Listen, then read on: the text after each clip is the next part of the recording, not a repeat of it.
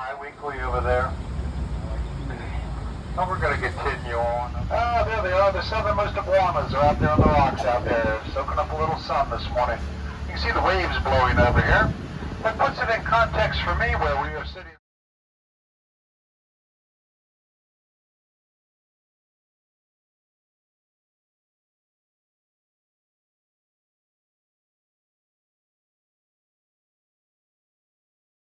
Key West is a good place to do it. It's a short ride out to the third largest living coral reef in the entire world. Oh, well, wait a minute, it was auctioned off. Downtown in Mallory Square, stop A, where most of it. And on our right, the area of the seaport behind Mac's Sea Garden. That was an area known as